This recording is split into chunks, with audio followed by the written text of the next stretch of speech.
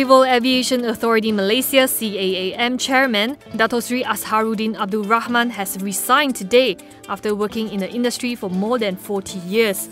This follows the release of a safety report on the MH370 tragedy yesterday, which indicated that there was a breach of SOP by air traffic controllers during the incident. ATCs were then under the purview of the Department of Civil Aviation (DCA), of which Azharuddin was Director General. Transport Minister Anthony Loke says some of these ATCs are retired, while some are still serving in CAAM. As such, he has instructed the Ministry's Secretary General to set up a special committee to decide on the sort of action to be taken against the ATCs on duty during the mishap. Lotte Chemical Titan Holdings' net profit in second quarter FY18 almost tripled to 315.03 million ringgit due to higher sales volume, lower production costs and forex gain.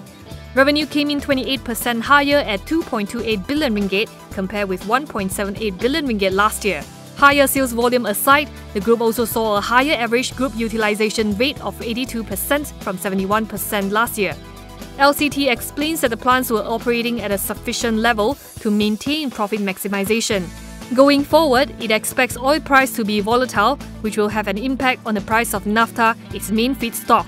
There is also the uncertainty in the petrochemical business thanks to the US-China trade war. However, LCT expects its performance in the fiscal year ending December 31, 2018 to stay positive. Swiss investigators are said to be searching for two Malaysian ex-officials at 1MDB.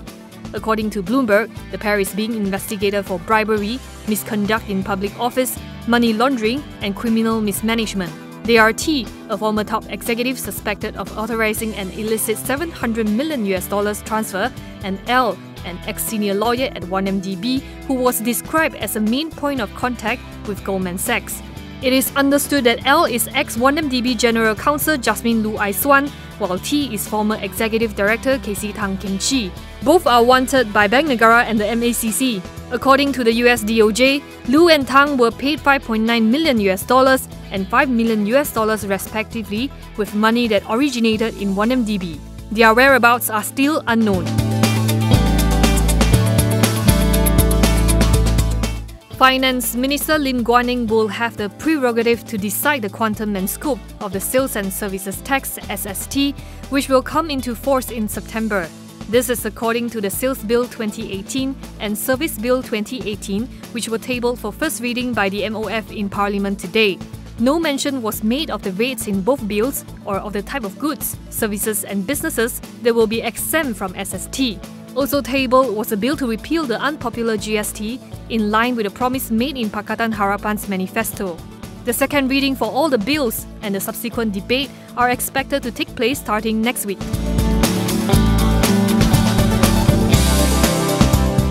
The government will introduce a monthly pass with unlimited access to public transport at 100 ringgit per month early next year.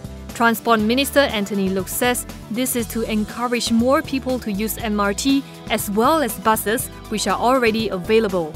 It was previously announced that this pass will need to be reviewed first before it can be rolled out, as it would impact the government's financial position.